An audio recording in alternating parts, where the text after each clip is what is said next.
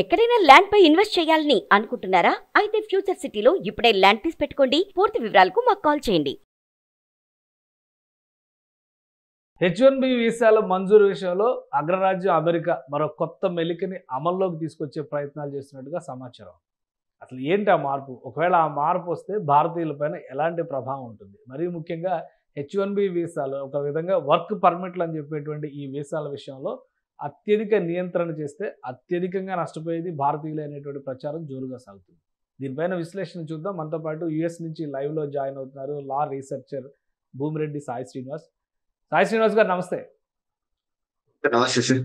సాయి శ్రీనివాస్ గారు, ఏంటి మళ్ళీ కొత్తది ఈ అమెండ్మెంట్ ఏదో తీసుకొస్తారు, లేదా కొత్త బిల్లు ఏదో రాబోతుంది, H1B వీసాలపైనే రిస్ట్రిక్షన్ మెయిన్గా అని చెప్పని అంటున్నారు. ఇప్పుడు రకరకాల ఆందోళనలు ఉన్నాయి, బట్ మన వాళ్ళు కొందరు రిలాక్స్డ్గానే ఉన్నారు. H1B వీసాలు అంటే టెన్షన్ పుట్టేటువంటి వ్యవహారంగా మనం చూడాల్సి ఉంటుంది. ఎందుకంటే వర్క్ పర్మిట్లు లాంటివి కాబట్టి వాటిపైన కోత లేదా వాటిపైన ఎలాంటి నిబంధనలు వస్తే మనకి ఇబ్బంది అయ్యేటువంటి పరిస్థితి ఉంటుంది అనేటువంటి ఆందోళన అయితే ఉంది. ఏంటి కొత్తగా ఎలాంటి కసరత్తు జరుగుతుంది H1Bల పైన? సార్ రీసెంట్ గా ఒక కొత్త డిస్కషన్ అనేది స్టార్ట్ అయింది సార్. దాన్ని average method sir, average salary method దాని మీద H1Bs అనేది తీసుకొని వస్తున్నారు సార్. అంటే దీని ద్వారా ఏమైతుంది అంటే ముందులాగా నార్మల్ గా మనకు ఒక 60,000 మందికి మామూలుగా మిగతా వాళ్ళ ఎవరైనా కానీ అప్లై చేయొచ్చు. ఒక 25,000 మంది ఇక్కడ మాస్టర్స్ చేసిన వాళ్ళకు H1B అప్లై చేసే అవకాశం ఉన్నాయి సార్. కానీ ఇప్పుడు ఏం చేస్తున్నారంటే శాలరీ ప్రకారంగా అంటే ఎవరికి ఎక్కువ శాలరీ ఉంటుందో వాళ్ళకందరికి ఎక్కువ ప్రిఫరెన్స్ ఇచ్చి H1B వీసాస్ అనేది ఇస్తారు అని చెప్పడం జరుగుతుంది. అంటే దీని వల్ల ముఖ్యంగా అంటే మీ అందరికీ తెలుసు H1Bs లో 79% మన భారతీయులకి వస్తుంది. దీనివల్ల ముఖ్యంగా మన భారతీయులు అట్లనే ఈ రీసెంట్ మాస్టర్స్ కంప్లీట్ అయిన వాళ్ళు లేకపోతే ఓపీటీ స్టూడెంట్స్ లో ఉండే వాళ్ళకి చాలా ఇబ్బందికరమైన వాతావరణం నెలకొంటుంది సార్. ఓకే, కానీ ఒక డౌట్, అంటే ఇప్పుడు లాటరీ విధానం ఉండింది ఇప్పటి వరకు. లాటరీ విధానానికి దీనికి లాటరీ విధానం కూడా ఎవరి లక్ ఎలా ఉంటుందో చెప్పలేం కదా. దీనికి దానికి ఏంటి డిఫరెన్స్? అంత డిఫరెన్స్ వచ్చేటువంటి అంశం ఏముంది ఇందులో? ఇప్పుడు వీళ్ళు మాట్లాడేది కూడా సో ఆ ఆర్గ్యుమెంట్ మీదే మాట్లాడుతున్నారు సార్ గవర్నమెంట్ సైడ్. ఈ లాటరీ విధానం వల్ల అంటే మెరిట్ అన్మెరిట్ అనేది డిఫరెన్స్ లేదు, వాళ్ళ అదృష్టం ఉంటే తగులుతుంది లేకపోతే లేదు. దీని ద్వారా చాలా మంది మేనేజికల్ పొజిషన్స్ లో కానీ బాగా మెరిట్ స్టూడెంట్స్ బాగా పిహెచ్డి చేసిన వాళ్ళు వీళ్ళందరికీ H1B వీసాస్ రావడం లేదంట. అంటే వాళ్ళు చేసే ఆర్గ్యుమెంట్. సో దాని ద్వారా లాటరీ తీసేసి ఈ శాలరీ ప్రకారంగా మనం సెలెక్ట్ చేస్తే బాగా మెరిట్ స్టూడెంట్స్ ని అమెరికన్ ఎకనామీకి ఎవరెవరు ఉపయోగపడతారో వాళ్ళని ఒకరిని మనం సెలెక్ట్ చేసుకునే అవకాశం ఉంటుందని వాళ్ళు చెప్తున్నారు సార్. ఏంటంటే ఇప్పుడు అమెరికాలో ఇప్పటి వరకు జరిగినటువంటి విధానాలు మనం ఒకసారి చూస్తే కనుక భారతీయులకు ఎక్కువ అడ్వాంటేజ్ వచ్చింది అంటే ఎక్కువ కష్టపడి పనిచేస్తారని వచ్చింది, లేదా ఎక్కువ క్వాలిఫైడ్, అందుకనే లీగల్ ఇమిగ్రేషన్లో మన వాళ్ళదే ఎక్కువ శాతం ఉంది అని చెప్పి అనుకుంటున్నారు.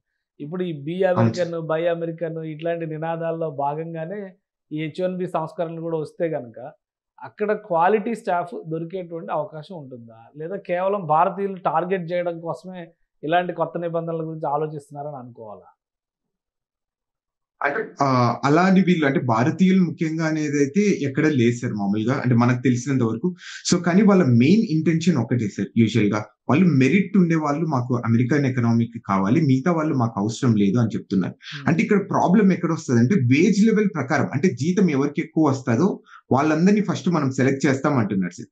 ఇక్కడ మామూలుగా 4 types ఆఫ్ వేజ్ లెవెల్స్ ఉంటాయి సార్. అంటే వేజ్ లెవెల్ 1 అంటే మినిమం ఆఫ్ $60,000 నుండి వేజ్ లెవెల్ 4 అంటే సుమారు $2,00,000 ఉంటాయి సార్. అంటే వాళ్ళు నివసించే ప్లేస్ కానీ వాళ్ళకున్న ఉద్యోగం రెస్పాన్సిబిలిటీస్ డ్యూటీస్ కానీ జాబ్ టైటిల్ ప్రకారంగా వాళ్ళకి సుమారు $2,00,000 ఉంటాయి సార్. $2,00,000 రీసెంట్ మాస్టర్స్ గ్రాడ్యుయేట్స్ కి లేకపోతే 1 సంవత్సరము 2 సంవత్సరాలు ఉన్న ఎక్స్పీరియన్స్ వాళ్ళకి అట్లాంటి జాబ్స్ వస్తాయా రావా అనేది కూడా ఒకసారి మనం ఆలోచించుకోవాలి సార్ ఈ విషయంలో. అట్లనే ఇట్లాంటి ఎన్నో ఆర్గ్యుమెంట్స్ అనేది వస్తున్నాయి, కానీ వీళ్ళు చేసే ఆర్గ్యుమెంట్ ఒకటే సార్. నార్మల్ గా ఎవరైనా కానీ అది భారతీయులైనా కానీ చైనీస్ వాళ్ళైనా కానీ మిగతా వాళ్ళు ఎవరైనా కానీ సో వాళ్ళందరూ సో దీని ద్వారా మెరిట్ వాళ్ళని అమెరికాకి తీసుకొని వస్తాం, మిగతా వాళ్ళని తీసుకొని రాలేము అనేది ఒక క్లియర్ థాట్ అనేది తీసుకెళ్తున్నారు సార్ వాళ్ళు. ఇప్పుడు ఇది ఏ స్టేటస్ లో ఉంది? అమలు చేయడానికి ఎంత సమయం పట్టొచ్చు? యూజువల్ గా అమలు చేయడానికి ఇంకా సుమారు 9 నెలల నుండి 12 నెలల వరకు పడవచ్చు, 1 సంవత్సరం వరకు పడచ్చు. ఇప్పుడు జస్ట్ ఇప్పుడు నార్మల్గా office of information and regulatory affairs అనేది ఒకటి ఉంటుంది సార్. అది రివ్యూ కమిటీ లాంటిది మామూలుగా.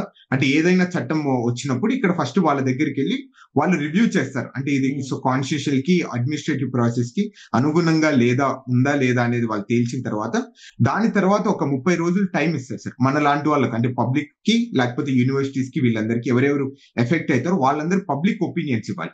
సో దాని తర్వాత మళ్ళీ సో యుఎస్సిఎస్ పోయి సో ఇది సుమారు మళ్ళీ దాని తర్వాత కాంగ్రెస్ కి వెళ్తాదా వెళ్ళదా లేకపోతే ప్రెసిడెంట్ అప్రూవల్ సరిపోతుందా లేదా అనేది కూడా ఒకసారి చూసిన తర్వాత మళ్ళీ ఇంప్లిమెంటేషన్ కి వస్తుంది సార్. ఇది నార్మల్ గా ఇది ఒక సంవత్సరం ప్రాసెస్ కాబట్టి ఇది ఆల్మోస్ట్ లైక్ 2027 లో ఇది ఇంప్లిమెంట్ అయ్యే అవకాశం ఉంటుంది సార్.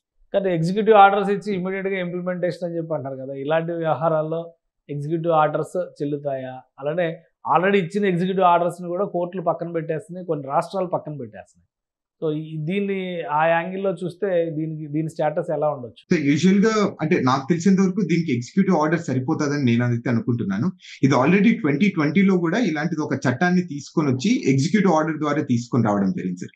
అంటే ఆ రోజు కొన్ని ఇతను అపాయింట్ చేసిన యుఎస్సిఎస్ చైర్మన్ లేకపోతే స్టేట్ సెక్రటరీ తనకు అధికారం లేదు, అతను సరిగ్గా అపాయింట్ కాలేదని ఆ రోజు కోర్టు కొట్టేయడం జరిగింది. సో నాకు తెలిసినంత వరకు ఎగ్జిక్యూటివ్ ఆర్డర్ తో మాత్రం ఇది వెళ్ళిపోతుందని అయితే నేను అనుకుంటున్నాను సార్. సో అంటే దానికి పెద్ద టైం తీసుకోకపోవచ్చు, ఇమీడియట్ గా అనుకుంటే నెక్స్ట్ మంత్ అయినా కానీ ఆర్డర్స్ పాస్ చేసే దానికి ఛాన్స్ ఉండదా? అంటే దానికి ఛాన్స్ లేదు సార్. దానికి అనుగుణంగా ఇప్పుడు ఇది ఇందాక చెప్పాను sir, office of information and regulatory office కానీ లేకపోతే ఈ అడ్మినిస్ట్రేటివ్ ప్రాసెస్ ఏ చట్టమైనా కానీ ఒకసారి ఇంప్లిమెంటేషన్ కావాలంటే ఇమిగ్రేషన్ లో దానికి కొంచెం సమయం అనేది కేటాయించింది సార్ దాంట్లో. సో దాంట్లో ఒక 30 రోజులు అంటే పబ్లిక్ కి కామెంట్స్ కానీ పబ్లిక్ దగ్గర నుండి మన కామెంట్స్ రిసీవ్ చేసుకున్న తర్వాత దాన్ని చట్టాన్ని ఎలా అనుగుణంగా మార్చాలి, సో దాని తర్వాత ఇంప్లిమెంటేషన్ అనేది జరిగితే ఇది తప్పకుండా మినిమం 9 నెలల నుండి సంవత్సరం రోజులు పడతాయి సార్ ఇది. రైట్. ఇప్పుడు అసలు గతంలో తీసుకున్నటువంటి నిర్ణయాలు కానీ ఇప్పుడు తీసుకున్నటువంటి నిర్ణయాలు కానీ భారతీయుల పైన ఎలాంటి ప్రభావం చూపించవచ్చు? ఒకవేళ ఇది అమలు చేశారనుకోండి, ఎక్కువ ప్రభావం మన మీద పడుతుందా, లేదా వేరే ఇంకా అక్కడ ఉన్నటువంటి మెక్సికో, కెనడా ఇటువంటి ప్రాంతాల నుంచి కూడా ఎక్కువ వలసలు ఉన్నాయనేటువంటి విమర్శలు, ఆరోపణలు జరుగుతున్నాయి కాబట్టి వాళ్ళపైన ఎలాంటి ప్రభావం పడుతుంది, మన వాళ్ళ మీద ఎలాంటి ప్రభావం పడుతుంది? సార్ నేను అనుకోవడం అయితే మన వాళ్ళ మీద చాలా ప్రభావం ఎక్కువ పడిపోతుంది అని నేనైతే అనుకుంటున్నాను. ఎందుకంటే మీరు బాగా చూసుకుంటే ఇండియాలో కూడా ఈ ఇంజనీరింగ్ కాలేజెస్ కానీ లేకపోతే ఈ స్టెమ్ ఫీల్డ్ లో అంటే సైన్స్, టెక్నాలజీ, నార్మల్ ఈ స్టెమ్ ఫీల్డ్స్ లో ఉండే వాళ్ళు కానీ విపరీతంగా ఉన్నారు సార్. వాళ్ళు సుమారు కొన్ని లక్షలలో అమెరికాకి రావడం జరిగింది మాస్టర్స్ లో. వాళ్ళందరికీ స్టార్టింగ్ లో ఎప్పుడైనా కానీ మాస్టర్స్ కంప్లీట్ అయితేనే చిన్న చిన్న ఉద్యోగాలు అంటే లెవెల్ 1, లెవెల్ 2 శాలరీస్ లో వస్తాయి. వాళ్ళందరికీ అంటే హై ఎక్స్పీరియన్స్ శాలరీస్ కానీ హై వేజెస్ కానీ రావడం అనేది చాలా కష్టంగా ఉంటది. కాబట్టి ముఖ్యంగా ఈ H1B ద్వారా బాగా బాగుపడిండేది ఎవరంటే అది భారతీయులనే అనుకోవాలి సార్. సో దాని ద్వారా తప్పకుండా డైరెక్ట్ గానీ ఇండైరెక్ట్ గానీ తప్పకుండా భారతీయులు దీని ద్వారా చాలా ఎఫెక్ట్ పడే అవకాశం ఉంటది. దీని ద్వారా కూడా అమెరికాకు వచ్చే వాళ్ళు కూడా తగ్గిపోయే అవకాశం ఉంది సార్. మీరు ఆల్రెడీ చూసుకుంటాము సుమారు 70% మంది లాస్ట్ ఇయర్ కి ఈ ఇయర్ కి స్టూడెంట్ వీసాస్ తగ్గిపోవడం జరిగింది. అంటే ఈ కంపారిజన్ చేసుకుంటే ఇలా ఇక్కడ ఉన్న ప్రస్తుత పరిస్థితుల వల్ల ఇవన్నీ జరిగిండొచ్చు అని కూడా మనం అనుకోవచ్చు. రైట్. అయితే మన వాళ్ళు ఇంకొంచెం అప్రమత్తంగా ఉండాలంటారు అయితే. ఎస్ సార్, కొంచెం అప్రమత్తంగా ఉండాలి. అంటే ప్రస్తుతం జరుగుతున్న సిచ్యువేషన్స్ అన్ని మనం అనుగుణంగా మనం ఏదైనా డెసిషన్ తీసుకొని రావాలని అయితే నేను చెప్తాను సార్. సో ఎందుకంటే సుమారు 60 నుండి 70 లక్షల వరకు వాళ్ళు లోన్లు తీసుకొని వచ్చి లేకపోతే వాళ్ళ సొంత డబ్బులు ఖర్చు పెట్టేసి ఇక్కడికి వస్తారు. ఒకేలా ఈ ఓపీటీ అనేది రిమూవ్ చేయాలని ఉన్నారు, అట్లనే డిఎస్ అనేది రిమూవ్ చేయాలన్నారు. ఇలాంటి రూల్స్ రావడం వల్ల మనం ఇక్కడ సంపాదించి మళ్ళీ ఇండియాలో లోన్లు కట్టడం అనేది అసాధ్యం అనేది అయితే నేనైతే అనుకుంటున్నాను. రైట్. ఇప్పటి వరకు జరిగిన పరిణామాలు కావచ్చు, అలానే ఇప్పుడు ఉన్నటువంటి స్థితిలో మన దేశం నుంచి అక్కడికి రావాలనుకునే వాళ్ళకి మీరు ఇచ్చే సలహా ఏంటి? ముఖ్యంగా వీసాలపైన ఎలాంటి నియంత్రణలు కనుక వస్తే చిన్న చిన్న కంపెనీలు కూడా అక్కడ ఎవరిని హైర్ చేసేటువంటి పరిస్థితి ఉండదు. కాబట్టి చిన్న చిన్న కంపెనీల నుంచి అవకాశాలు ఉండవు. హై బడ్జెట్ శాలరీస్ రావాలి. హై బడ్జెట్ శాలరీస్ రావాలంటే ఎక్స్పీరియన్స్ గెయిన్ చేయాల్సినటువంటి పరిస్థితి ఉంటుంది. సో ఎక్స్పీరియన్స్ గెయిన్ చేయాలంటే ముందు ఎక్కడో దగ్గర పని చేయాలి, ఇండియాలో ఉన్న పని చేయాలి, అమెరికా కాకుండా ఇతర దేశాల్లో ఎక్కడైనా కానీ అనుభవం రావాలి. వీటిని ఎలా మ్యాచ్ చేసే అవకాశం ఉంది మీ అంచనా ప్రకారం? సార్ అంటే దాన్ని మ్యాచ్ చేయాలంటే ఒకటే సార్. అంటే నేను చాలా మందికి ఒకటే గైడ్ చేస్తున్నాను. అంటే ఇండియాలో కొంచెం ఎక్స్‌పీరియన్స్, కొంచెం డబ్బులు సేవ్ చేసుకున్న తర్వాత మీరు అమెరికాకి రండి.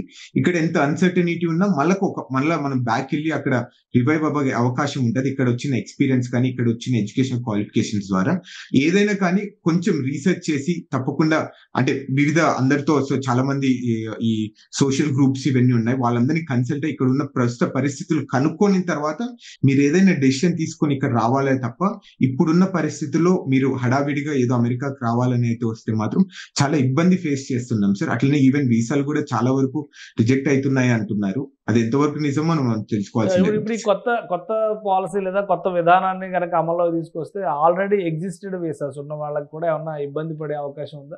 అదేం ప్రాబ్లం ఉండదు సార్. అంటే ఓన్లీ నెక్స్ట్ లాటరీ సిస్టమ్ నుండి ఇదన్నీ ఉంటాయి సార్. ఆల్రెడీ H1B వీసాలు కానీ గ్రీన్ కార్డ్ వచ్చిన వాళ్ళకి మాత్రం ఎక్కడే కానీ దీని ద్వారా మనం ఇబ్బంది పడే అయితే ఎక్కడ ఉండదు సార్. ఈ రెట్రోయాక్టివ్ లో ఎప్పుడే కానీ చట్టం అనేది వర్తించదని అయితే చాలా క్లియర్ గా ఉంది. రైట్. థ్యాంక్ యూ శ్రీనివాస్ గారు మీ విశ్లేషణ అందించినందుకు. అమెరికా వెళ్ళాలనుకునేటువంటి వాళ్ళకి, ముఖ్యంగా H1B వీసాలు దక్కించుకోవాలనుకునేటువంటి భారతీయులకి అశనిపాతం లాంటి మాట ఇది. ఇక మీదట రూల్స్, నిబంధనలు పూర్తిగా మార్చేసేటువంటి ప్రయత్నాల్లో ట్రంప్ సర్కార్ కసరత్తు చేస్తుంది. లాటరీ సిస్టమ్ వల్ల ఎక్కువగా భారతీయులే H1B వీసాల్లో లబ్ధి పొందుతున్నారు. లాటరీ సిస్టమ్ తీసేయడం ద్వారా హైలీ పెయిడ్, హైలీ స్కిల్డ్ అనేటువంటి క్యాప్షన్స్తో ఇప్పుడు కొత్త విధానాన్ని తీసుకొస్తే కనుక భారతీయులకే ఎక్కువ నష్టం జరుగుతుందని సాయి శ్రీనివాస్ విశ్లేషిస్తున్నారు. ఇక అమెరికా వెళ్ళాలనేటువంటి కళ చెదిరిపోలేదు. అమెరికా వెళ్ళాలంటే దానికి తగినంత అనుభవాన్ని ఇక్కడే గడించాల్సినటువంటి అవసరం ఉంది. అప్పులు పెట్టుకొని అమెరికా వెళ్ళి డబ్బు సంపాదించి అప్పులు తీరుద్దాం అనుకునే వాళ్ళు మాత్రం చాలా ఇబ్బంది పడతారని హెచ్చరిస్తున్నారు సాయి శ్రీనివాస్ గారు. ఇది స్పెషల్ డిస్కషన్. Keep watching.